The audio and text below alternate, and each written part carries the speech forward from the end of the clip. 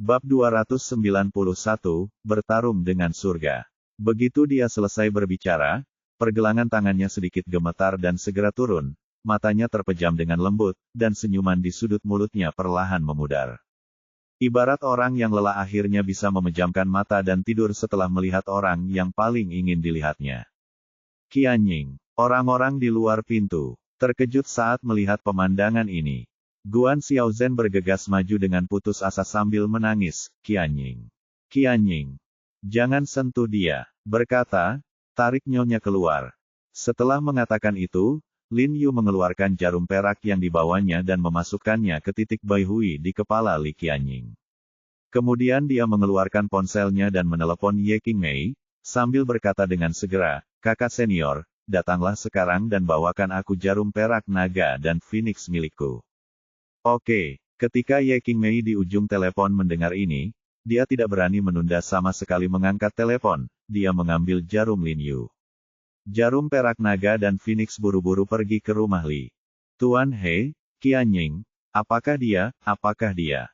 Li Zhenbei bertanya dengan suara gemetar sambil menahan tangisnya. Melihat putrinya yang sekarat di tempat tidur, dia menangis dengan darah di dalam hatinya dan masuk rasa sakit yang tak terkendali. Batas waktu telah tiba. Lin Yu tampak sedih. Dia tidak pernah berpikir bahwa hari ini akan datang secepat ini.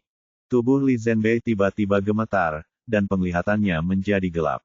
Dia meraih bahu Lin Yu untuk mencegahnya jatuh, dan berkata, Tuan He, tolong pikirkan sesuatu, tolong. Saya tidak tahu jika metodeku berhasil. Aku hanya bisa mencoba yang terbaik. Wajah Lin Yu menjadi pucat dan dia menjawab dengan jujur. Wajah Li Zhenbei bersinar terang, dan air mata di matanya tidak dapat lagi ditahan, mengalir deras. Dalam sekejap, dia tampak seperti orang tua yang sekarat, tubuhnya hancur. Tuan He, selama Anda bisa menyelamatkan putriku, aku, Li Zhenbei, bersedia mentransfer semua propertiku atas namamu. Ekspresi semua orang tiba-tiba berubah ketika mendengar kata-kata Li Zhenbei. Li Zhenbei memiliki 60% saham Li Group. Jika semua ini ditransfer ke Lin Yu, Li Zhenbei akankah grup He menjadi grup He? Tidak, saudaraku, aku tidak setuju. Ya, Paman, aku juga tidak setuju. Keluarga Li harus dikorbankan. Apakah itu layak? Petik 2. Apapun yang terjadi, bagian keluarga Li tidak boleh diberikan kepada orang luar. Setelah mendengar ini, semua kerabat keluarga Li keberatan dengan suara dingin. Mata Yu tertuju, penuh permusuhan. Diam. Li Zhenbei menoleh ke belakang dengan mata merah, matanya bersinar karena kedinginan, ujung tajamnya terlihat, dan suaranya sangat dingin, kalian berani berbicara. Keluarga Li adalah aku, Li Zhen keluarga Li di utara dijalankan olehku. Tanpa aku, Li Zhenbei, kamu pikir kamu orang seperti apa, beraninya kamu mempengaruhiku. Kata-katanya mengejutkan. Terkejut, sekelompok anggota keluarga Li tiba-tiba terdiam, wajah suram mereka terlihat sangat jelek. Apa yang dikatakan Li Zhenbei benar. Meskipun lelaki tua dari keluarga Li mewariskan kekayaan kepada keluarga Li, dia hampir tidak bisa dianggap sebagai kelas menengah di seluruh ibu kota. Kerja keras telah memungkinkan keluarga Li untuk bergabung dengan beberapa keluarga besar, dan berkat Li Zhenbei mereka memiliki semua yang mereka miliki saat ini. Mereka juga khawatir aset mereka akan menyusut dengan cepat dan mereka akan kehilangan nyawa mereka saat ini setelah Li Zhenbei minggir, jadi mereka sangat menentangnya. Saya menyelamatkan putri saya dengan aset saya sendiri. Saya tidak menyentuh 1 sen pun uang Anda. Tidak ada di antara Anda yang ada hubungannya dengan itu. Li Zhenbei berkata dengan wajah tenang, Tuan He, saya, Li Zhenbei, tepati janjiku. Jika kamu bisa menyelamatkan putriku, semua aset atas namaku akan dialihkan kepadamu. Meskipun semua orang di keluarga Li terlihat jelek, tidak ada yang berani berbicara. Adegan ini tampak cukup ironis di mata Lin Yu. Kelompok orang ini awalnya datang ke sini untuk mengunjungi Li Qianying. Awalnya, semua orang tampak sedih, tetapi sekarang ketika kepentingan mereka terlibat, mereka bahkan belum tersentuh, warna asli mereka terungkap satu persatu, dan wajah mereka sangat jelek. Lin Yu menggelengkan kepalanya dan berkata dengan tenang, Paman Li, saya, He Jiarong, tidak pernah mengobati penyakit atau menyelamatkan orang demi uang. Saya membantu hanya karena persahabatan dengan Nona Li. Beberapa hal tidak dapat diukur dengan uang. Tergerak, dan matanya berkaca-kaca lagi. Dia mengangguk dengan sungguh-sungguh kepada Lin Yu, merasa dipenuhi dengan emosi. He Jiarong, yang tidak memiliki hubungan darah dengan keluarganya, dapat memperlakukan putrinya tanpa mencari ketenaran dan kekayaan. Tetapi di balik kematiannya, kerabat yang memiliki hubungan darah tidak mau mengorbankan kepentingan mereka sendiri untuk menyelamatkan putri mereka. Lin Yu melirik waktu dengan cemas, dan kemudian menatap Li Qianying, yang hanya memiliki sedikit nafas tersisa di tempat tidur, merasa panik di dalam hatinya. Dia hanya menggunakan jarum perak untuk menyegel titik Bai Hui Li Qianying, sehingga energi dan semangatnya dapat ditarik sepelan mungkin, tapi itu hanya sedikit lebih lambat. Jika ini terus berlanjut, dalam waktu setengah jam, Li Qianying akan menjadi wasiat Qianying benar-benar kehilangan karakteristik vitalitasnya. Itu datang. Pada saat ini, teriakan gembira pengawal tiba-tiba datang dari luar, dan kemudian Ye Qingmei, yang basah dan terengah-engah, berlari sambil memegang jarum perak naga dan Phoenix. Karena sulit untuk naik taksi di hari hujan, dia berlari sebentar dan naik taksi sambil berlari. Lin Yu merasa tertekan saat melihat penampilan Ye Qingmei. Dia buru-buru menyerahkan handuk itu padanya dan berkata, "Usap kepalamu. Kamu akan membantuku mengidentifikasi titik akupunturku nanti. Bolehkah?" "Tidak masalah. Dia bersekolah. Ketika saya masih muda, saya juga belajar pengetahuan tentang pengobatan tradisional Tiongkok, dan saya juga melakukan banyak penelitian tentang akupuntur dan titik akupuntur. Tentu saja mudah." "Bibi Guan, silakan masuk juga." Lin Yu berbalik dan berteriak kepada Guan Xiaozhen yang berduka, "Sekarang bukan waktunya menangis. Nona Li masih punya nafas. Yang harus kita lakukan sekarang adalah bertarung untuk terakhir kalinya. Berjuang." Ketika Guan Xiaozhen mendengar ini, dia segera berdiri dan menyeka air mata dari wajahnya, bersorak, "Tuan He, apa yang Anda ingin saya lakukan?" Petik 2 tanda seru petik 2. Lin Yu tidak terburu-buru menjawabnya, tetapi berteriak kepada orang-orang di pintu. "Saya akan menyerahkan segalanya kepada Tuan He." Li Zhenbei membungkuk kepada Lin Yu dengan air mata berlinang, lalu meminta semua orang mundur dan menutup pintu. Lin Yu mengunci pintu dan berkata kepada Guan Xiaozhen, "Bibi, saya ingin memberi akupuntur pada Nona Li. Saya ingin Anda melepas semua pakaian di tubuhnya. Jangan tinggalkan satu pun." Sedikit terkejut, lalu dia mengangguk penuh semangat.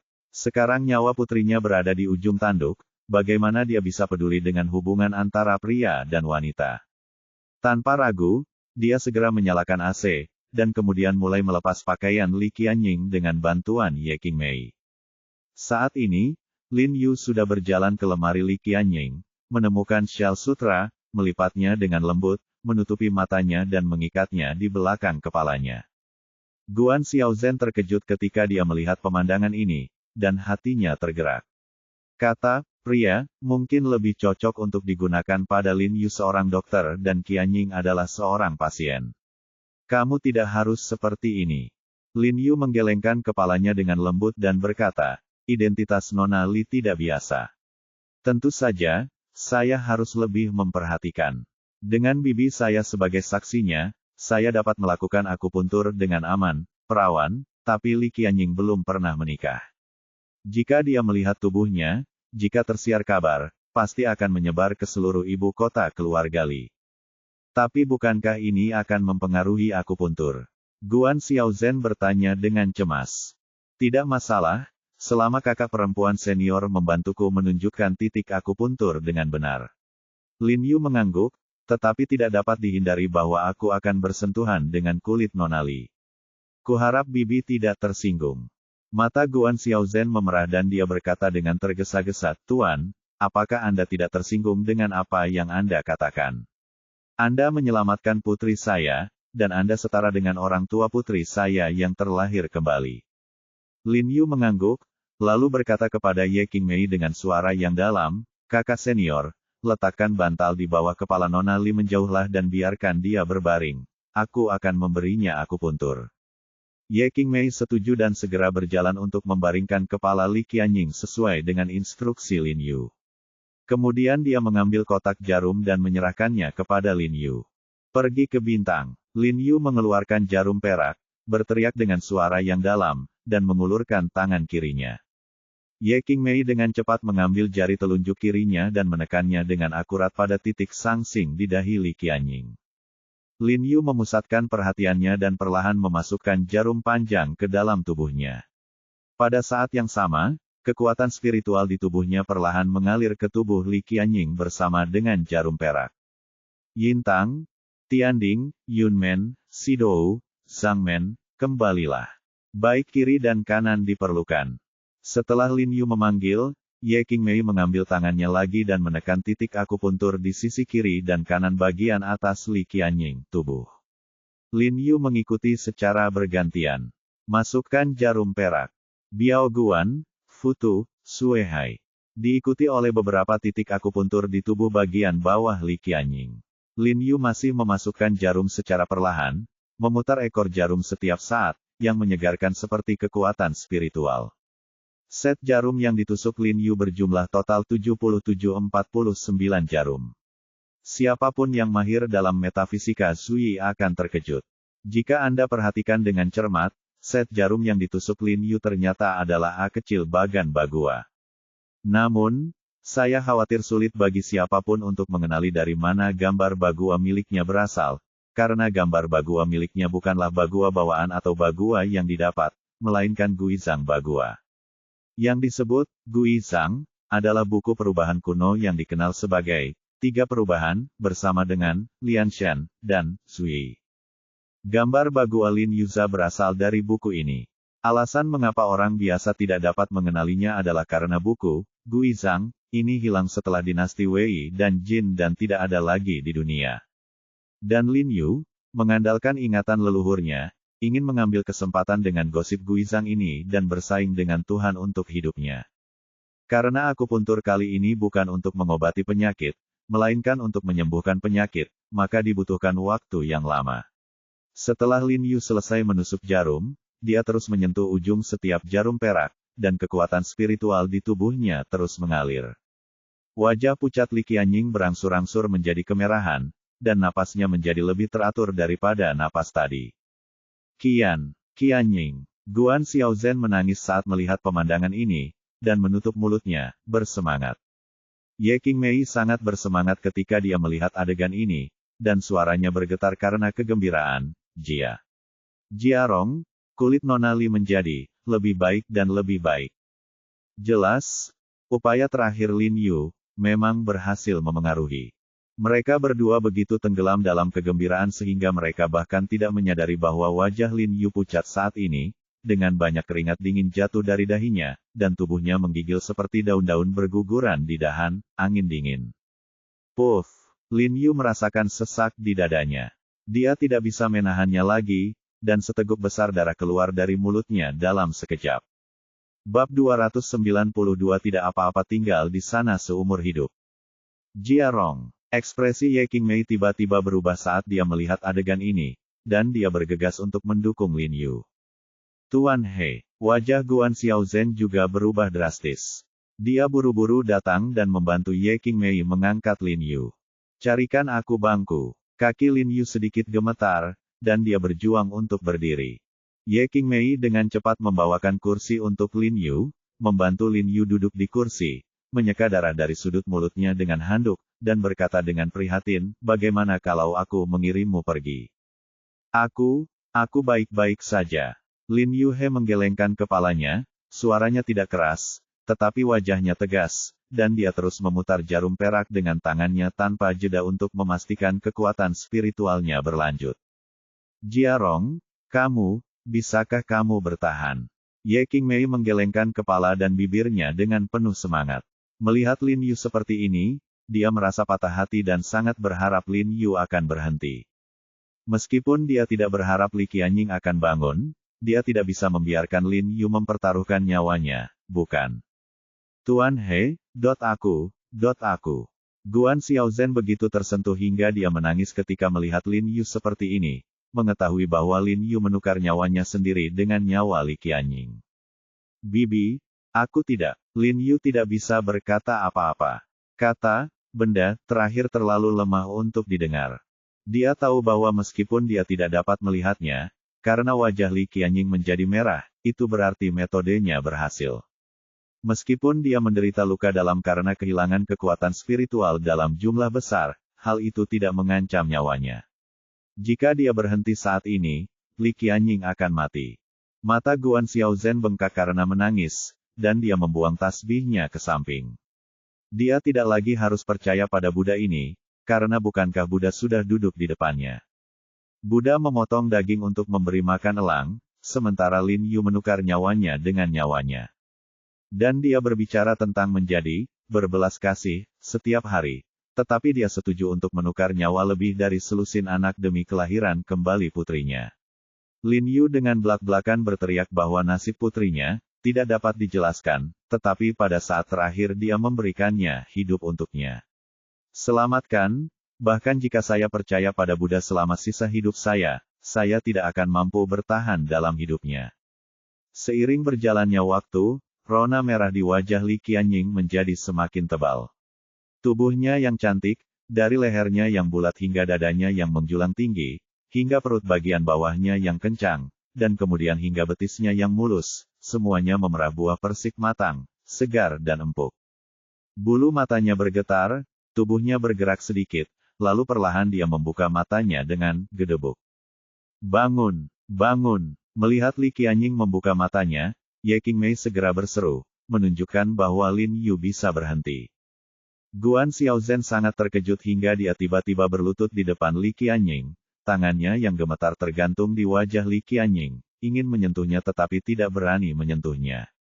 Tuan He, hal pertama yang dilihat Li Qianying setelah bangun tidur adalah Lin Yu, dan cahaya tak berujung muncul dari matanya. Bangun! Lin Yu membuka mulutnya, tetapi sebelum dia selesai berbicara, dia jatuh ke tanah dengan letupan dan kehilangan kesadaran.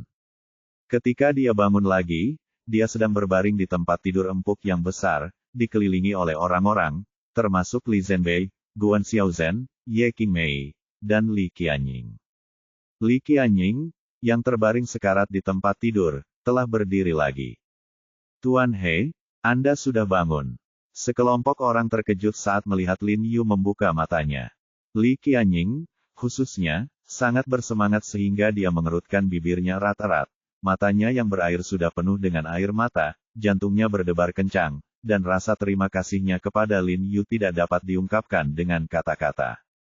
Dia tahu bahwa Lin Yu telah menukar nyawanya dengan nyawanya, jadi dia diam-diam memutuskan bahwa hidupnya hanya akan menjadi miliknya dalam kehidupan ini.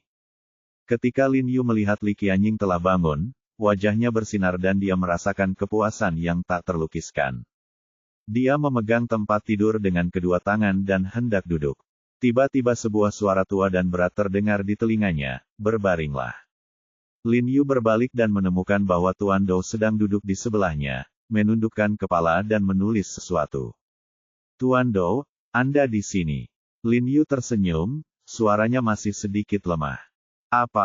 Apakah kamu tidak puas dengan orang tuaku yang mentraktirmu?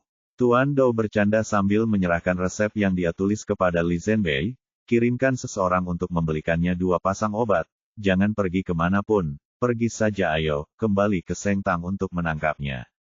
Ya, Li Zhenbei segera keluar dengan membawa resep dan menyerahkannya kepada pengawal.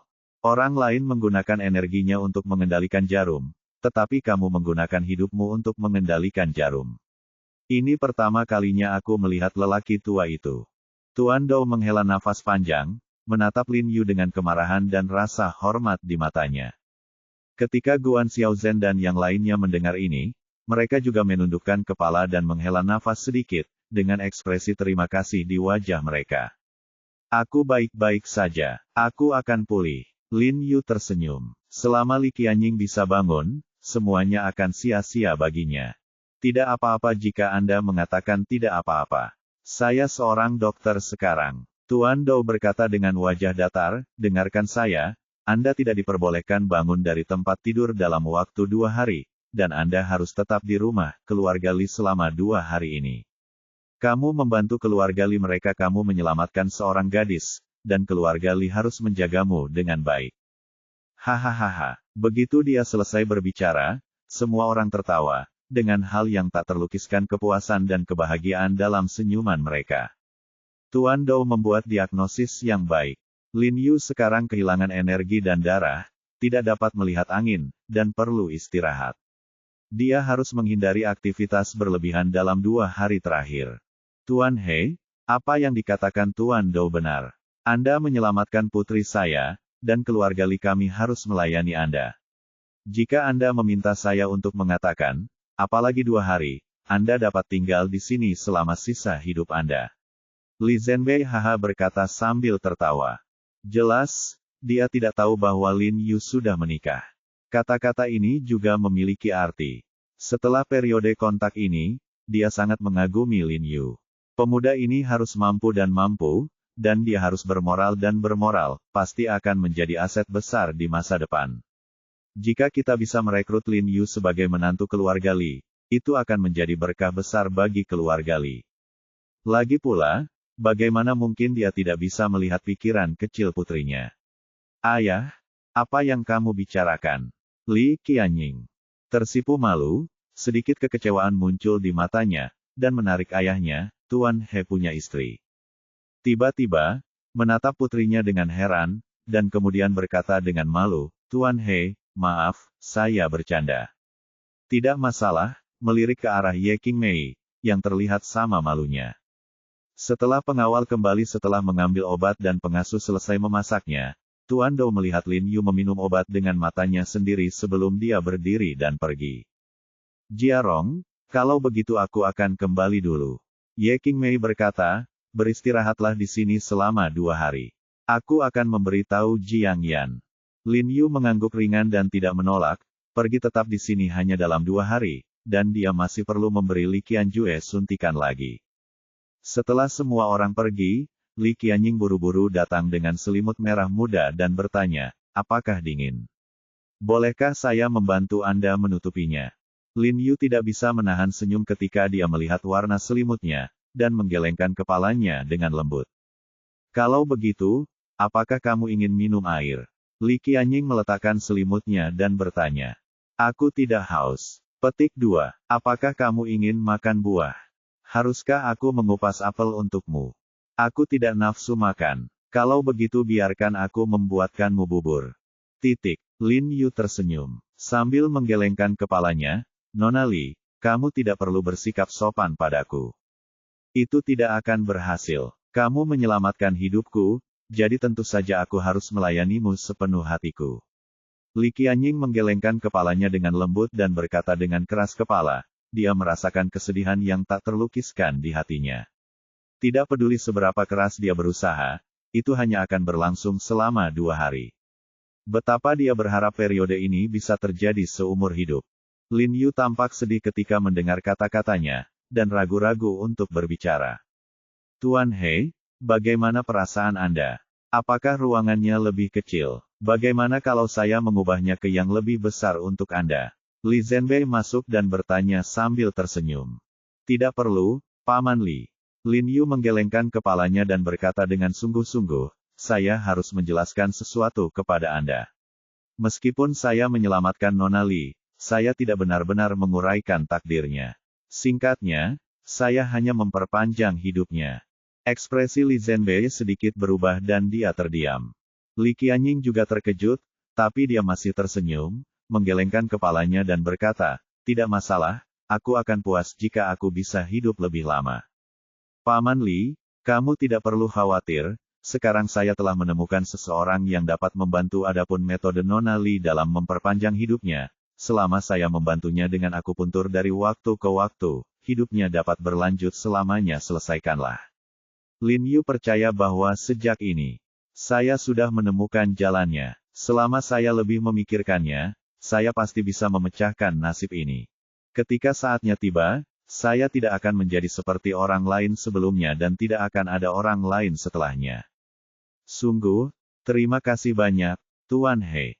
Ketika Li Zhenbei mendengar ini, kesedihan di wajahnya menghilang dan dia tersenyum, jangan khawatir, kebaikan Anda tidak akan terlupakan bagi keluarga Li kami. Sedikit malu. Ini adalah putra dan putrinya, dan semuanya jatuh pada He Jiarong sendiri. Tapi dia juga punya rencana dan tahu bagaimana membalas Lin Yu. Dalam 2 hari berikutnya, Lin Yu tinggal di rumah Li dengan pikiran tenang, kecuali saat tidur di malam hari. Li Qianying menemani Lin Yu hampir di setiap langkahnya, dia juga secara pribadi memberi Lin Yu obat yang dia minum. Dia tahu bahwa saat-saat seperti ini mungkin akan hilang selamanya, jadi dia menghargai setiap menitnya. 2 hari kemudian, Li Zhenbei memaksa Lin Yu untuk tinggal dan memintanya untuk tinggal selama 2 hari lagi. Dalam beberapa hari terakhir, obat-obatan pabrik farmasi Huiseng juga mulai dijual. Karena manajer Sui ada di sini, masalah ini tidak menyusahkan Lin Yu. Tuan, apakah Anda kecanduan tinggal di rumah Li? Anda belum kembali. Banyak sekali orang yang menunggu untuk menemui dokter. Mengapa Anda tidak melupakan kami? Di Aula Huiseng, Li Zhensheng mengeluh sambil memilih bahan obat. Dia khawatir Lin akan buruk jika Yu mengembangkan perasaan terhadap wanita tertua dari keluarga Li setelah lama tinggal di sana. Seharusnya segera. Kesehatannya tidak baik dan tidak tahan angin. Dia bisa tinggal beberapa hari lagi. Ye Qingmei menghela nafas, ini hanya kesempatan bagus untuk beristirahat. Begitu dia sibuk dan hanya fokus merawat orang lain, tanpa memikirkan dirinya sendiri sama sekali. Saat mereka sedang berbicara, tiba-tiba terdengar suara berisik di luar.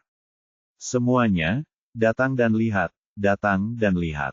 Seorang pria berhidung merah memegang gong dan mengetuk pintu sambil berteriak keras, tolong ambilkan keputusan untuk kami, saudaraku menggunakan Huiseng Tang obatnya akan membunuhmu. Selain dia, ada beberapa pria yang memegang spanduk putih dengan panjang sekitar beberapa meter dan lebar setengah meter, berdiri di depan pintu aula kebangkitan. Di kedua sisinya, ada sederet karakter hitam tertulis di atasnya. Salah satunya berbunyi, oknum dan pencatut mencari kekayaan dan membunuh orang. Gambar lainnya berbunyi, integritas moral dokter berhati hitam telah hilang, dan menjual obat palsu tidak dapat diterima. Ada kasur di samping tangga, dan seorang laki-laki tergeletak di tanah ditutupi selimut, matanya terpejam, wajahnya pucat, dan ada butiran keringat di keningnya. Ketika semua orang yang lewat melihat postur ini, mereka langsung berkumpul dengan rasa ingin tahu. Bab 293 Bernyanyi dan Harmoni. Apa yang kamu lakukan? Li Zhensheng segera bergegas keluar ketika dia mendengar suara itu. Ekspresinya tiba-tiba berubah ketika dia melihat pemandangan ini. Apa yang kamu lakukan? Datang dan minta keadilan. Kata Hong Bitu dengan kepala terangkat tinggi, lalu dia menabuh gong dan genderang dengan keras lagi. Semuanya, datang dan lihat, tolong beri kami keadilan. Berhenti, kumohon. Li Zhensheng memarahi dengan suara dingin, jika ada yang ingin kau katakan, berhentilah mengetuk. Pria berhidung merah itu mengabaikannya dan terus memukul gong dengan kuat, jelas untuk menarik perhatian orang yang lewat oleh. Sudah kubilang padamu untuk berhenti. Li Zhensheng datang, mengambil gong dari tangannya, dan membantingnya ke tanah.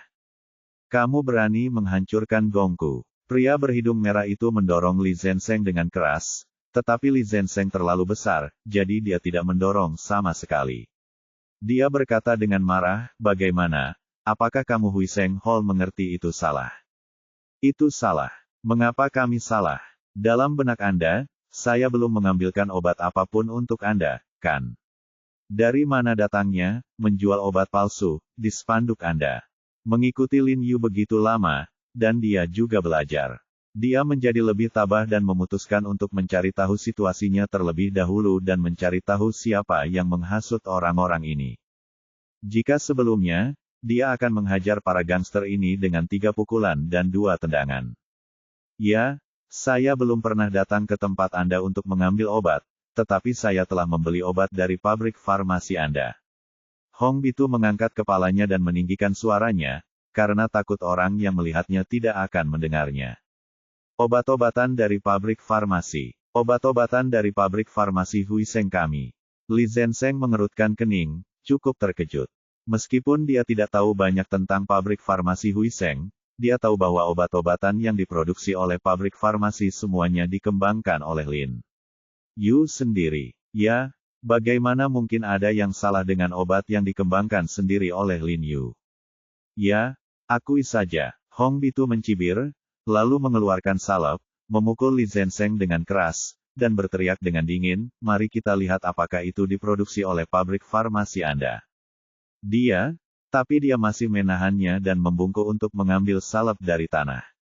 Ketika dia melihat tulisan, pabrik farmasi Huiseng, dan alamat pabrik di atasnya, ekspresinya sedikit berubah. Dia tahu tentang kerjasama Lin Yu dengan militer, tetapi dia tidak tahu isi spesifik dari kerjasama tersebut. Dia juga tidak tahu bahwa obat ini hanya dijual ke militer dan bukan ke dunia luar, jadi dia tidak bisa menahan perasaan sedikit panik saat ini. Namun, karena percaya pada Lin Yu, dia merasa sama sekali tidak ada masalah dengan obat yang diproduksi oleh Lin Yu. Jadi dia bertanya dengan marah, bagaimana saya tahu jika obat Anda asli? Mungkin itu adalah tiruan dari obat dari pabrik farmasi Huiseng kami. Petik 2. Sederhana saja. Ayo pergi ke biro inspeksi untuk memeriksanya. Kata Hong Bitu dengan kepala terangkat tinggi. Li Zenseng melihat ekspresi percaya diri Hong Bi dan bersikeras dengan suara dingin, jika itu obat dari pabrik farmasi kita, pasti tidak akan ada masalah. Mati, tidak ada masalah. Begitu dia selesai berbicara, Hong Bitu langsung berteriak kepada penonton, ayo semuanya, datang dan lihat apa yang terjadi pada saudaraku setelah menggunakan salep hemostatiknya. Semua orang tidak bisa menahan diri untuk tidak menjadi gempar ketika mereka melihat pemandangan ini. Mereka tiba-tiba merasa kedinginan dan merinding di sekujur tubuh mereka. Laki-laki berhidung merah itu berkata dengan dingin, pernahkah kamu melihat kaki adikku menjadi seperti ini karena salepmu? Awalnya terpotong dengan pisau, tapi setelah menggunakan salepmu, seluruh kakinya tidak ada gunanya, demam sejak pagi tadi dan tidak sadarkan diri. Kalau begitu kenapa kamu tidak mengirimnya ke rumah sakit? Li Zenseng bertanya dengan wajah tegas. Hong Bitu jelas sudah bersiap dengan baik, dan menghadapi pertanyaan Li Zenseng tanpa mengubah ekspresinya, dan mencibir, pergi ke rumah sakit. Jika saudaraku memiliki kekurangan di rumah sakit, bukankah kamu akan menyalahkan kepala rumah sakit lain? Sudah kubilang kamu, sebaiknya beri kami penjelasan secepatnya, dan kami harus pergi ke rumah sakit secepatnya. Kalau tidak, jika adikku meninggal di sini, dia akan mati di tangan Huiseng Tangmu. Aku akan memberimu penjelasan omong kosong. Tahukah kamu jika kamu menggunakan salep palsu lainnya untuk menipu kami agar hidup kembali? Li Zenseng segera membalas dengan marah. Oh, pasien ini terluka parah. Bagaimana kita bisa membiarkannya terbaring di tanah? Pada saat ini, tiba-tiba terdengar teriakan dari kerumunan, dan kemudian Wan Weiyun dengan cepat bergegas keluar dari kerumunan dan berjalan ke arah pria yang terluka itu. Di depannya, dia memeriksa lukanya, lalu meletakkan tangannya di pergelangan tangannya, ekspresinya berubah, dan dia buru-buru berkata kepada Hong Bi, adik, kondisi pasien ini serius dan dia harus dikirim ke rumah sakit tepat waktu. Apa yang kamu lakukan? Hong Bi menatap Wan Weiyun dan berkata dengan tidak sabar, kamu tidak tahu apa-apa tentang itu. Haha, adikku, jika aku tidak tahu cara membacanya, maka aku kurasa tidak banyak orang di ibu kota yang mau. Wan Weiyun menegakkan tubuhnya dan berkata sambil tersenyum. Oh, dia adalah putra Wan Shenyi, Qian Zitang, Wan Mingyi. Ya, itu. Wan Mingyi. Saya juga pernah melihatnya, dan dia memiliki keterampilan medis yang hebat. Yi yang mengatakannya, pasti benar, anak muda. Cepat kirim adikmu ke rumah sakit. Semua orang yang melihatnya juga mengenali Wan Weiyun.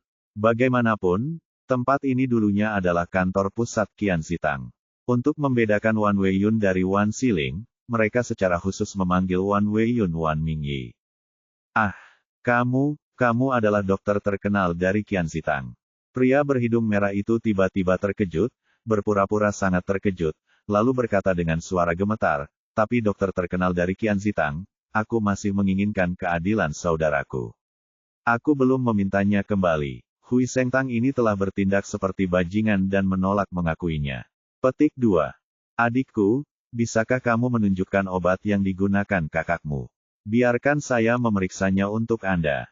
Apa masalahnya? Mungkin Anda menganiaya saya di Huiseng Tang. Wan Weiyun berkata dengan putus asa. Pasti tidak mungkin untuk bersikap tidak adil. Kakakku hanya menggunakan salep semacam ini. Kata Hong Bitu sambil menyerahkan salep di tangannya kepada Wan Weiyun. Wan Weiyun memeras salep dan menciumnya dengan jari-jarinya. Kemudian dia sedikit mengernyit dan berpura-pura bingung dan berkata, "Tidak, salep ini sangat bagus. Terbuat dari obat tradisional Tiongkok.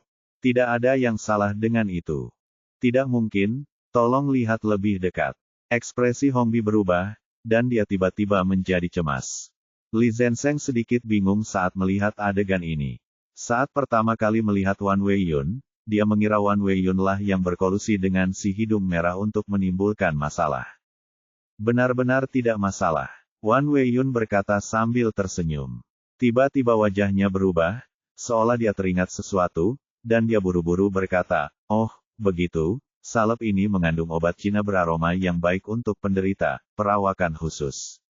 Sangat mudah menyebabkan alergi. Konstitusi saudaramu seharusnya tidak cocok untuk digunakan." Wan Weiyun membalik salep dan bergumam, "Biasanya, itu harus tertulis di kemasannya, tapi kali ini pabrik farmasi tidak mengatakan apa-apa, bukankah kamu yang menulisnya? Itu akan mengorbankan nyawamu." Penonton langsung gempar dan menjadi sangat marah ketika mendengar apa yang dia katakan. "Oh, ini sangat tidak bertanggung jawab. Apakah kontraindikasi minum obat tertulis dengan jelas? Bagaimana jika itu membunuh orang? Tidak tahu malu sekali. Siapa yang berani membeli obat semacam ini? Obat dari pabrik farmasi Huiseng, tapi untungnya saya tidak mengambilnya dan langsung membuangnya setelah sampai di rumah. Saya membelinya juga, karena reputasi Dr. He. Saya tidak menyangka hal ini akan terjadi, mengecewakan. Marah. Saya tidak bisa membeli obatnya lagi, dan saya tidak bisa datang ke rumahnya untuk berobat. Saya mungkin akan membunuh seseorang suatu hari nanti." Wan Weiyun berkata dengan sedikit bangga saat dia mendengarkan komentar tersebut dari orang-orang di sekitarnya. Sambil tersenyum, efek yang diinginkannya telah tercapai, dan tidak sia-sia ia mengerahkan seluruh tenaganya dalam menata pertunjukan yang begitu bagus. "Apakah kamu mendengar itu? Apakah kamu masih sombong sekarang?" Hong Bitu tiba-tiba menjadi lebih agresif. Dia mengangkat kepalanya dan menunggu Li Zenseng, dan berkata dengan marah, "Saya ingin kamu membayar kompensasi, dan saya ingin He Jiarong membayarnya. Pergi ke stasiun TV Beijing secara langsung di depan seluruh kota. Minta maaf secara langsung, kalau tidak saya akan menuntut Hui Sengtang dan bangkrut." "Ya, minta maaf." Petik 2. Minta maaf. Orang-orang yang menonton juga sangat marah. Mereka sangat marah dalam menjual obat-obatan palsu. Wajah Li Zenseng memerah dan dia tidak tahu harus berbuat apa untuk sesaat. Meskipun dia menduga bahwa Wan Weiyun lah yang memasang jebakan, Wan Weiyun telah membangkitkan opini publik, dan tidak peduli bagaimana dia menjelaskannya, itu adalah hal yang buruk, tidak berguna. "Tuan He, mohon tinggal beberapa hari lagi. Bukankah kita memperlakukannya dengan baik?" Di halaman keluarga Li, Lin Yu telah menyuntik Li Qianjue lagi, mengemasi barang-barangnya dan hendak pergi. Dia tinggal di sini selama 4 atau 5 hari berturut-turut, dan pasien di Aula Huiseng mungkin tidak sabar. "Tidak, Paman Li, aku sudah baik-baik saja. Jika aku tidak kembali, istriku akan menceraikanku." Lin Yu tersenyum dan mengangguk lagi pada statusnya sebagai seorang suami. "Tidak apa-apa, tidak apa-apa." Jejak kekecewaan muncul di mata Li Zhenbei, dan dia mengangguk berulang kali sambil tersenyum. "Tuan He, mulai sekarang, bolehkah saya pergi ke Aula Huiseng untuk sering menemui Anda?" Li Qianying menggigit bibirnya dan bertanya dengan hati-hati. "Tentu saja." Lin Yu mengangguk dan tersenyum, merasa sedikit tidak berdaya. Dalam beberapa hari terakhir, dia melihat Li Qianying menjadi semakin bergantung padanya, mungkin karena dia menyelamatkannya. "Ingat, ini dingin, jadi pakailah lebih banyak pakaian. Jangan biarkan tubuhmu kedinginan," kata Lin Yu padanya, lalu berbalik dan masuk ke dalam mobil. Li Qianying mengangguk dan berdiri di sana dengan linglung, melihat Lin Yu berjalan jauh. "Gadis bodoh, kembalilah ke rumah, kamu ditakdirkan untuk tidak seberuntung itu." Li Zhenbei hanya bisa menggelengkan kepalanya dan menghela nafas, menyiratkan bahwa Li Qianying tidak cukup beruntung untuk menjadi istri Lin Yu. Mata Li Qianying penuh dengan kelembutan. Dia melihat ke arah di mana Lin Yu pergi dan berkata dengan lembut, merupakan berkah besar bagi saya untuk bertemu dengannya. Pada saat Lin Yu tiba di aula kebangkitan, Hong Bitu dan yang lainnya sudah membuat keributan.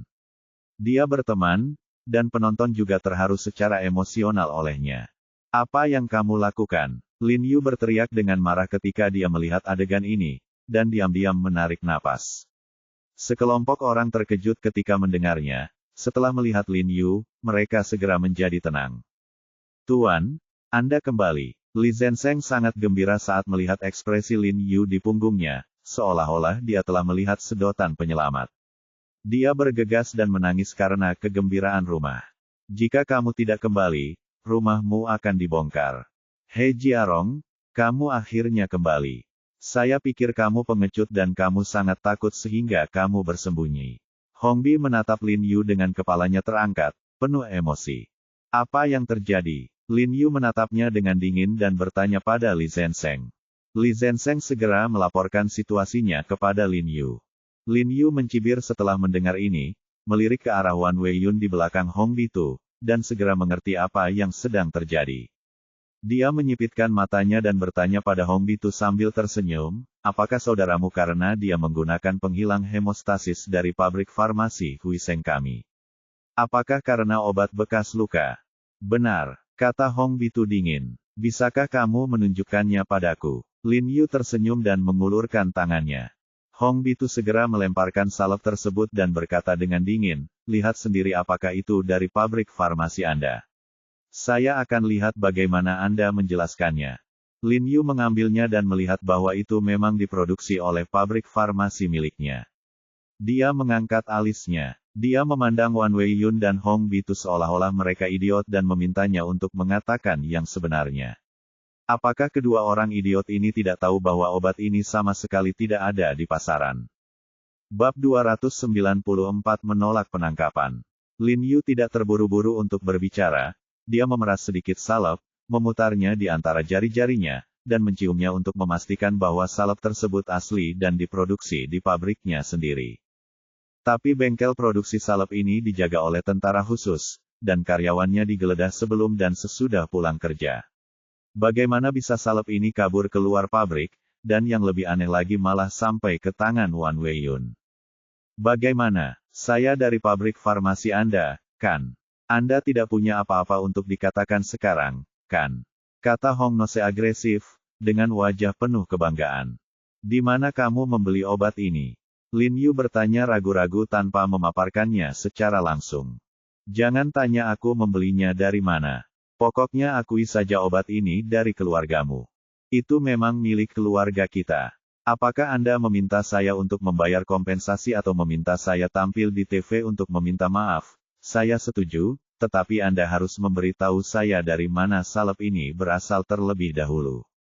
Lin Yu memandangi hidung merah itu senyuman penuh makna mendalam. Hong Bitu langsung merasa malu, dia tidak menyangka Lin Yu memiliki sikap yang baik, dia juga tidak menyangka Lin Yu akan bertanya di mana obat itu dibeli. Karena dia tidak membeli salep itu sejak awal, salep itu diberikan kepadanya oleh Wan Weiyun, jadi dia sedikit terdiam untuk beberapa saat. He Jiarong, dari mana kamu membeli salep ini? Apakah itu ada hubungannya dengan permintaan maafmu? Selain itu, apakah kamu tidak tahu apotek dan supermarket mana yang memiliki lisensi salepmu? Kamu baru saja membelinya dari tempat ini.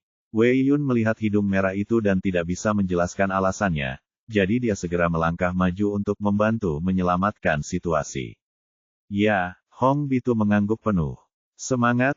Anda tidak peduli dari mana kami membelinya, asalkan dari pabrik farmasi Anda. Itu tidak akan berhasil. Semuanya harus dibuktikan.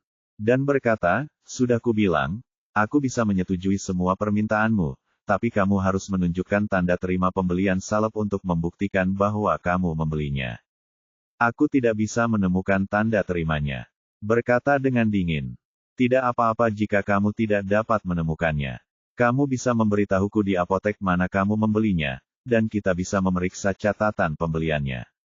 Benar, Kami hanya menanyakan dari mana Anda membeli obat tersebut. Ini tidak terlalu banyak untuk ditanyakan. Li Zenseng berkata dengan suara yang dalam. Berikan padanya jika dia menginginkanmu. Apa yang kamu takutkan? Berikan padanya secepatnya. Petik 2. Informasi transfer. Sekelompok penonton adalah yang pertama menjadi cemas. Melihat ekspresi ragu-ragu Hong Nose, mereka bingung dan tidak mengerti mengapa begitu sulit memberikan informasi pembelian. Wajah Hong Nose penuh rasa malu, dan sedikit keringat dingin muncul di dahinya. Dia tanpa sadar berbalik dan melirik ke arah Wan Weiyun. Lihat apa yang dilakukan dokter terkenal itu. Dia tidak membelikannya untukmu, kata Lin Yu sambil tersenyum di balik tangannya, tenang dan santai. Wan Weiyun terkejut ketika mendengar ini. Dan memarahi dengan wajah lurus dan hidung merah, iya, menurutmu apa yang aku lakukan? Jika orang ingin membeli informasi, berikan saja kepada mereka. Dia secara tidak sengaja berteriak pada hidung merah. Sambil melihat, dia melirik pria dengan cedera kaki di tanah. Hong Nose langsung memahaminya. Dia berbalik dan berkata dengan marah kepada Lin Yu, tidak bisakah aku memberimu pembelian informasinya nanti? Lagi pula obatnya milikmu, dan sekarang kakakku akan mati. Tidak bisakah kamu peduli dengan pasiennya dulu? Bukannya aku tidak peduli padanya, hanya saja tidak ada yang salah dengannya. Lin Yu menggelengkan kepalanya, menatap pria yang tergeletak di tanah, dan berkata, kakinya tidak bisa terluka. Ini hanya 1 atau 2 jam, itu tidak akan membunuhnya, dan komanya hanya berpura-pura. Begitu dia selesai berbicara, ekspresi Hong Nose dan Wan Weiyun berubah, kepanikan muncul di mata mereka, dan mereka berbaring. Kelopak mata pria di tanah itu bergerak-gerak. Lin Yu benar, luka di kaki pria itu hanya luka sebelum dia tiba. Wan Weiyun memberinya sedikit obat, yang menyebabkan gejala bisul dan ruam ungu. Tentu saja, karena dia dan Hong Bitu bekerja sangat keras, imbalan dari Wan Weiyun tentu saja sangat besar. Kamu kentut, kamu meludah darah. Adikku terluka kemarin. Hidung merah menekan rasa panik di hatinya dan berkata dengan berani, aku meminum obatmu pagi ini dan menjadi seperti ini. Bagaimana jika dipotong saja? Mungkinkah jadi seserius ini? Benar, lukanya busuk sekali. Bagaimana bisa baru saja dipotong? Bukankah terlalu memalukan untuk mengatakannya? Sekelompok penonton juga berteriak dengan marah. Sudah kubilang untuk menelepon polisi secara langsung. Ketika Wan Weiyun melihat bahwa Lin Yu telah mengetahuinya, dia merasa sedikit panik dan berencana untuk mengambil tindakan terakhir. Oke. Aku akan menelepon polisi sekarang. Hong Bitu segera mengeluarkan ponselnya dan memutar nomor itu bukan 110, tapi nomor pribadi. Tidak lama setelah dia menyelesaikan panggilan, 2 mobil polisi melaju dengan kecepatan yang aneh. Setelah mobil berhenti, 7 atau 8 pria berseragam polisi segera keluar. Pemimpinnya adalah seorang pria dengan alis tebal yang melirik ke arah semua orang dengan cepat dan berkata dengan dingin, siapa yang memanggil polisi? Tanda seru petik 2, Tuan, saya menelepon polisi. Hong Bitu berlari dengan tergesa-gesa dan berkata dengan tergesa-gesa, mereka menjual obat palsu dan membunuh saudara saya, dan dia masih tetap di sana mati. Jangan mengakuinya. Setelah memahami situasinya, pria beralis tebal itu mengerutkan kening dan berkata kepada Lin Yu dengan suara dingin, apakah salep yang dia gunakan diproduksi oleh pabrik farmasi Anda? Tidak buruk. Lin Yu mengangguk dan melirik pria beralis tebal itu. Melihat nomor plat mereka bukan dari cabang Sikeng, dia menduga mereka mungkin orang yang disewa oleh Wan Weiyun dari cabang lain, jadi dia tidak perlu menjelaskan lebih lanjut. Akui saja. Pria beralis tebal itu mencibir dan menatap Lin Yu sambil tersenyum. Kalau begitu silakan ikut dengan kami. Jangan khawatir, aku punya teman yang akan datang menemuiku nanti. Tunggu dia, mari kita bicara tentang itu ketika kita sampai di sini. Lin Yu berkata sambil tersenyum. Faktanya, ketika Hong Bitu sedang menelepon, dia sudah mengirim pesan ke Chen Jun, memintanya untuk kembali ke Sengtang sesegera mungkin. Menunggu temanmu datang. Apakah kamu akan menertawakanku sampai mati? Keluargamu yang mengelola kantor polisi. Pria beralis tebal itu mencibir, lalu berkata kepada pria di sebelahnya, tangkap dia. Petik 2 tanda seru petik 2. Beberapa orang menanggapi dengan suara yang dalam dan segera mengeluarkan borgol dan mengelilinginya. Saudara Li, kamu sudah lama tidak menggerakkan tangan dan kakimu, bukan? Lin Yu berkata sambil tersenyum, aku akan memberimu kesempatan hari ini. Dan kemudian dia segera mengerti apa yang dimaksud Lin Yu, dan wajahnya berseri-seri. Kubaba-baba dia mengepalkan tinjunya dan berkata sambil tersenyum, oke. Begitu dia selesai berbicara, dia melangkah ke depan Lin Yu dalam 2 langkah, mengangkat kepalanya sekuat beruang hitam, dan mencibir, ayolah jika kamu tidak takut mati. Alisnya berkata dengan tegas, jika terjadi kesalahan, saya akan bertanggung jawab. Bawahannya segera menjadi bersemangat. Sebuah cibiran muncul di sudut mulut Li Zenseng, dia meraih salah satu pergelangan tangan dengan tangannya yang besar dan memutarnya dengan keras. Pria itu berteriak. Li Zenseng menjentikkan tangannya dan tongkat itu ada di tangannya, tubuhnya terbang tiba-tiba dan menghantam tanah dengan keras. Mencari kematian. Yang lain segera menerkam mereka seperti serigala lapar. Li Zenseng menjilat sudut mulutnya dengan penuh semangat, mengangkat tongkatnya dan melawan, seperti memotong melon dan sayuran, menjatuhkan salah satu dari mereka dengan satu pukulan tongkat. Jeritan datang dan pergi. Pria dengan alis tebal menjadi pucat karena ketakutan saat melihat Li Zenseng, yang seperti dewa turun ke bumi. Mengalahkan anak buahnya seperti memukuli siswa sekolah dasar. Anda harus tahu bahwa anak buahnya semuanya menempati posisi pertama dalam kompetisi polisi kota. Hentikan, atau aku akan menembak.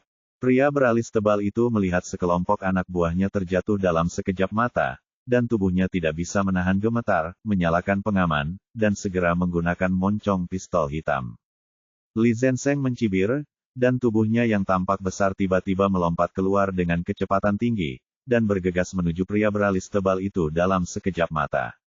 Pria beralis tebal itu terkejut, dan tanpa sadar ingin menarik pelatuknya, tapi tongkat polisi di tangan Li Zenseng telah mengenai lengannya. Pria beralis tebal itu berteriak, tangannya mengendur, dan pistolnya langsung jatuh ke tanah. Li Zenseng menendangnya ke tanah, lalu menginjak pistolnya ke tanah dan berkata dengan dingin, seorang pengecut sepertimu layak bermain-main dengan senjata. Oke, kamu berani menyerang polisi, tunggu saja. Tunggu. Pria beralis tebal itu merangkak ke samping, lalu mengeluarkan ponselnya dan berseru, hei. Istimewa, tim SWAT. Aku butuh dukungan. Wan Weiyun dan Hong Bitu. Setelah melihat kepiawaian Li Zenseng, ekspresi mereka berubah drastis karena ketakutan. Orang-orang yang menonton juga memiliki ekspresi ketakutan di wajah mereka, dan mereka tiba-tiba terdiam, seolah-olah mereka telah kehilangan kesombongan dari teriakan awal. Wan Weiyun memutar matanya, dan kemudian senyum dingin muncul di wajahnya. Melihat Lin Yu, matanya bersinar terang. Buat keributan sekuat yang Anda bisa kematian Jiarong akan terjadi. Kapten tim polisi kriminal, jika Anda berani melawan, Anda mencari kematian. Jangan lari jika kamu punya nyali. Tunggu. Setelah menelepon, pria beralis tebal itu menunjuk ke arah Lin Yu dan Li Zenseng dan mengumpat dengan marah bersembunyi di balik kerumunan. Siapapun yang melarikan diri adalah cucumu. Li Zenseng tidak takut. Paling buruk, dia akan ditangkap dan ditahan selama 1 atau 2 tahun. Aku akan memberitahumu untuk tegar. Saat tim SWAT datang, aku akan menyuruh mereka menembakmu terlebih dahulu. Pria beralis tebal itu berkata dengan gigi terkatup. Saat itu, sebuah mobil jeep berwarna hijau melaju perlahan. Setelah berhenti di pinggir jalan, seorang pemuda berseragam militer turun dari mobil. Itu adalah Chen Jun. Setelah turun dari mobil, ia langsung berlari ke belakang dari mobil dan membuka pintu.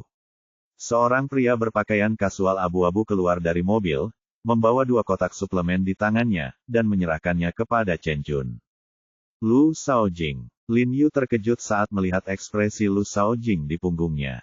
Dia tidak menyangka Lu Shaojing akan datang sendiri. Dia tidak perlu mengambil tindakan secara pribadi untuk masalah sepele seperti itu, bukan? Selain itu, pesan teks yang dia kirimkan ke Chen Jun tidak menyebutkan kebocoran obatnya, dia hanya mengatakan bahwa dia telah sembuh dari penyakitnya dan kembali ke Aula Shengsheng, dan memintanya untuk datang secepatnya dan mendiskusikan apapun dengannya.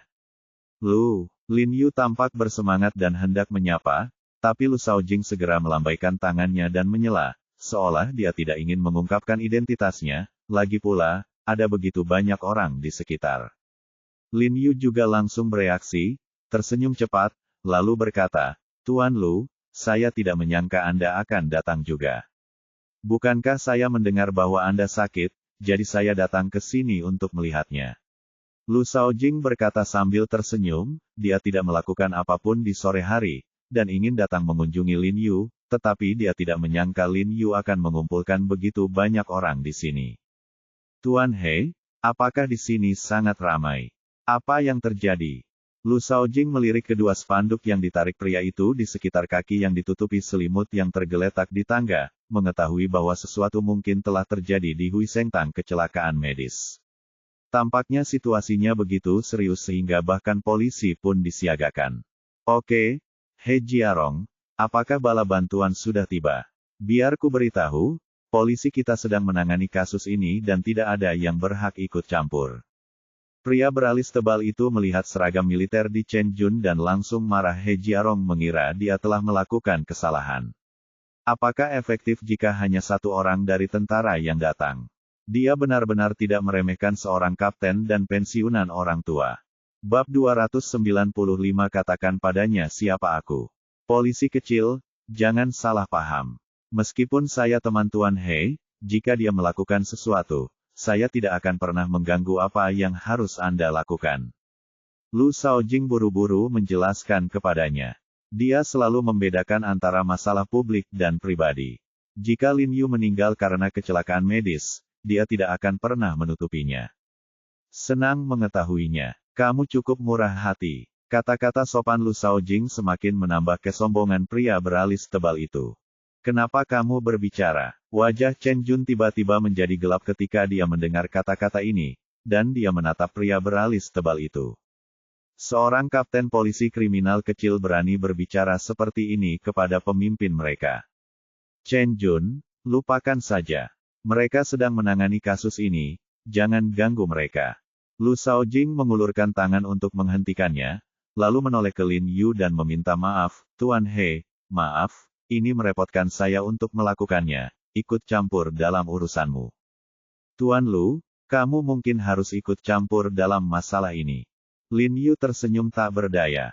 Tuan He, jika Anda menemui kesulitan, saya dapat membantu Anda, tetapi dalam hal ini, saya benar-benar tidak dapat berbuat apa-apa.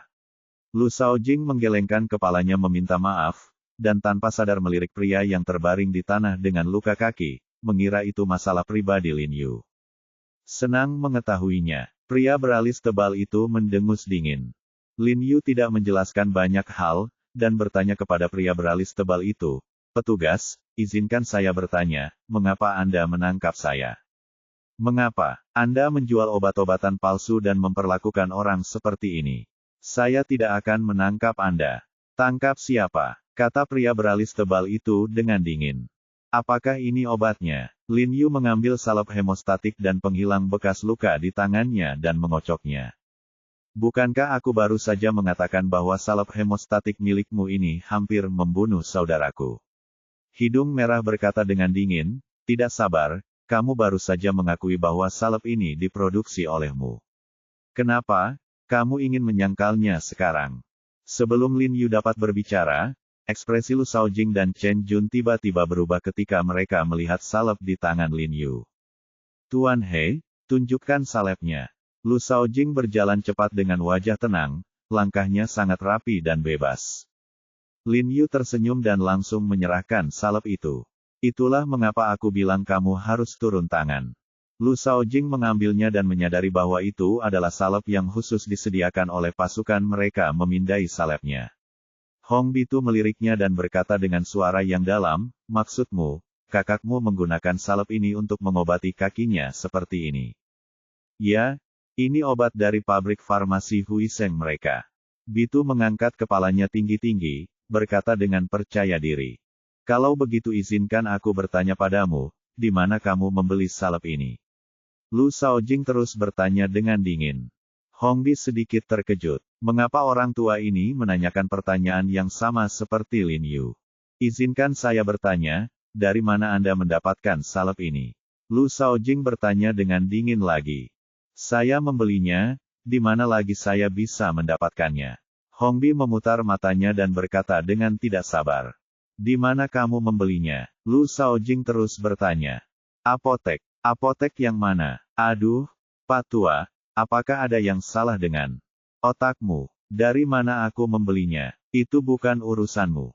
Pertanyaan terus-menerus, mengumpat dengan tidak sabar.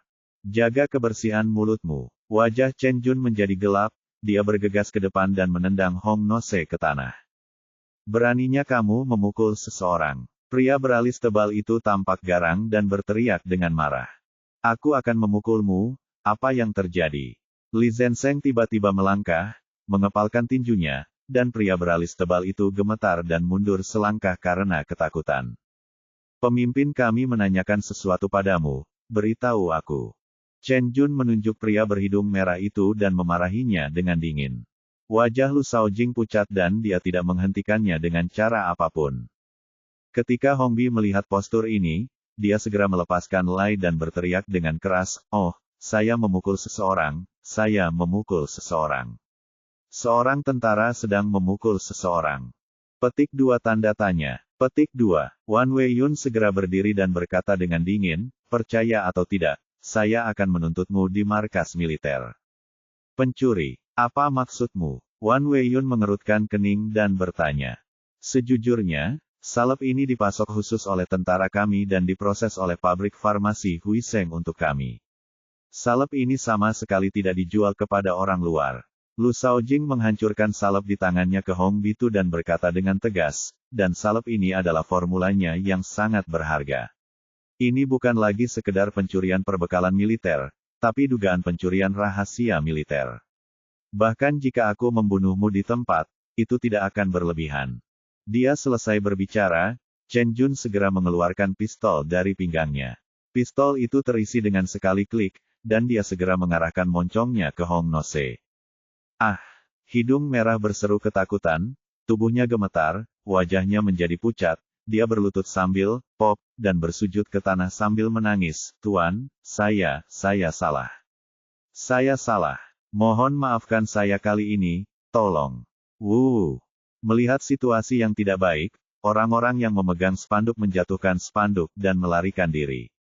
Pada saat yang sama, kakinya tergeletak di tanah. Pria yang terluka itu juga melompat, mengabaikan rasa sakit di kakinya, berbalik dan berlari keluar dari kerumunan. Bang! Chen Jun mengangkat tangannya dan melepaskan tembakan ke langit sambil meraung, siapapun yang berani lari, aku akan segera membunuhnya.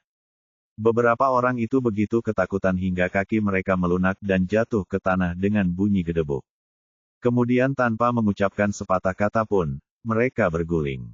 Dia merangkak kembali dan berlutut di depan Hongbi, bersujud, menangis dan memohon untuk nyawanya. Ekspresi Wan Weiyun berubah drastis saat ini. Dia tersandung dan hampir jatuh ke tanah. Untungnya, dia berpegangan pada pintu kayu di sebelahnya. Militer, pasokan khusus militer. Tidak ada penjualan eksternal sama sekali. Dia menghela nafas berat, hatinya terkejut, dia merasa seperti sedang bermimpi, dan wajahnya penuh rasa tidak percaya. Kerumunan orang yang menonton tiba-tiba menjadi gempar dan banyak bicara. Tidak untuk dijual ke dunia luar. Lalu bagaimana cara mereka membelinya? Petik 2. Apakah Anda perlu bertanya? Anda sengaja mencoba memeras Tuan He. Pantas saja dia terus bertanya. Aku bahkan tidak bisa mendapatkan kwitansinya, perasaanku di sini untuk berbohong. Sungguh tak tahu malu aku hanya berteriak padanya. Sialan, kau menyia-nyiakan perasaanku. Itu, Dr. He, aku akan menghancurkanmu sampai mati. Sekelompok orang tiba-tiba terbangun dan mengungkapkan keluhan mereka kepada Lin Yu. Kemudian beberapa orang mengambil batu dan benda lain di tangan mereka dan melemparkannya ke Hong Bitu dan yang lainnya. Hong Bitu dan yang lainnya gemetar. Mereka menundukkan kepala dan tidak berani bersembunyi. Perbekalan khusus untuk tentara. Siapa yang coba kamu bodohi? Kalau kamu bilang itu perbekalan khusus untuk tentara, maka itu perbekalan khusus untuk tentara. Pria beralis tebal itu tiba-tiba berjalan mendekat dengan cemberut dan melirik Lu Shaojing. Lagi pula, kamu adalah seorang pensiunan orang tua. Apa yang kamu main-main? Apa maksudmu? Kamu berasal dari pasukan mana? Selain itu, meskipun itu adalah pasokan militer khusus, itu harus ditangani oleh militer Departemen Perlengkapan Militer, kan? Dia dirawat oleh Direktur Departemen Amunisi. Wan Weiyun dengan cepat menggemakan kata-kata pria beralis tebal itu dan membalas, artinya kedua orang ini tidak boleh mencoba menipunya. Dia sekarang sangat curiga bahwa kedua orang ini adalah teman Lin Yu dan dengan sengaja membantu Lin Yu keluar dari pengepungan. Selain itu, meskipun itu benar-benar pasokan khusus untuk tentara, itu tidak berlebihan seperti yang dikatakan kedua orang ini. Dan hanya karena ayahnya mengenal Direktur Amunisi, dia bisa percaya diri. Namun sayangnya, ayahnya mengenal Lu Shaojing, tetapi dia tidak mengenal Lu Shaojing. Wajah Chen Jun menjadi dingin dan dia berkata dengan suara yang dalam, orang di depanmu adalah. Lu Shaojing melambaikan tangannya untuk menyela, menatap Wan Weiyun dan berkata, oh, Qian Zitang, kamu adalah Wan Putra Siling. Petik 2. Ya, ketika Wan Weiyun mendengar bahwa Lu Shaojing telah mendengar tentang ayahnya, dia tidak bisa menahan diri untuk tidak mengangkat kepalanya dan terlihat lebih bangga. Dari apa yang kamu katakan, kamu tampaknya cukup protektif terhadap orang-orang ini. Kenapa? Apakah masalah ini ada hubungannya denganmu? Jantung Wan Weiyun berdetak kencang dan dia berkata dengan tergesa-gesa, lelucon apa hubungannya masalah ini denganku? Aku hanya seorang pejalan kaki. Alasan kenapa aku berdiri hanya karena aku tidak tahan melihatnya kamu menindas orang lain. Benarkah? Mereka mencuri perlengkapan militer dan menjadi pengganggu kita. Lu Shaojing mencibir dan berkata kepada Chen Jun, tunjukkan padanya idemu. Ya, Chen Jun mengangguk dan segera mengeluarkan ID-nya dan menunjukkannya kepadanya. Ketika Wan Weiyun melihat kata besar, Departemen Perlengkapan Militer, di ide Chen Jun, ekspresi Wan Weiyun tiba-tiba berubah dan dia terdiam beberapa saat. Bagaimana? Apakah kita memenuhi syarat untuk menginterogasi mereka sekarang? Lu Shaojing melirik Wan Weiyun, lalu menoleh ke Hong Nose dan yang lainnya dengan wajah cemberut dan bertanya dengan dingin, katakan padaku, dari mana kamu mencuri salep itu? Bagaimana jika, sejujurnya, saya bisa berbelas kasihan tergantung pada keseriusan kasusnya, tetapi jika Anda berani berbohong, Anda akan masuk penjara. Mendengar ini, Hong Bi segera mengangkat kepalanya dan menunjuk ke arah Wan Weiyun dan berkata, Tuan, itu dia. Dia memberi kami salep dan meminta kami datang dan memfitnah Hui Sengtang. Ya, itu dia. Dia yang menyuruh kita. Dia memotong luka di kakiku sebelum aku datang ke sini. Dia juga mengoleskan obat yang tidak kukenal padaku. Itu sebabnya kakiku terlihat seperti ini. Dia membuatku berbaring dan berpura-pura pingsan. Pria di pangkuannya segera menunjuk ke arah Wan Weiyun. Kami juga diperintah olehnya. Beberapa pria lain yang memegang spanduk juga segera berbalik untuk mengidentifikasi Wan Weiyun. Para penonton menjadi gempar. Mereka tidak pernah menyangka bahwa dalang terakhir ternyata adalah Wan Weiyun. Kentut, kentut. Wajah Wan Weiyun pucat dan panik. Dia melompat berdiri dan berteriak pada si berhidung merah dan yang lainnya, kamu memfitnah. Memfitnah. Lu Shaojing mencibir. Kemarilah, jongkok. Chen Jun segera mengarahkan senjatanya ke arah Wan Weiyun dan memberi isyarat agar dia berjongkok di tanah seperti Hong Bi Tu dan yang lainnya. Siapa kamu dari Departemen Amunisi? Beraninya kamu menyentuhku. Melihat bahwa dia tidak bisa ditipu, Wan Weiyun langsung putus dan menatap Lu Shaojing dan berkata dengan dingin, tahukah kamu apa hubungan antara ayahku dan Direktur Lu? Ayahku bisa mengeluarkan kalian berdua dari Departemen Perlengkapan Militer hanya dengan satu panggilan telepon. Benar, tidak ada seorang pun di antara kalian yang bisa dibawa pergi hari ini.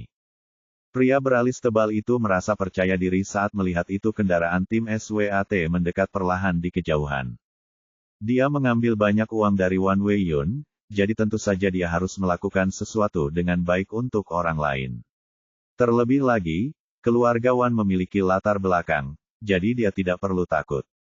Sungguh prestise yang luar biasa. Belum lagi ayahmu hanya mengenal Direktur Amunisi. Bahkan jika dia adalah Direktur Amunisi, dia tidak punya hak. Lu Shaojing tersenyum dingin, lalu mengangkat kepalanya dan berkata, Chen Jun, beritahu dia siapa aku.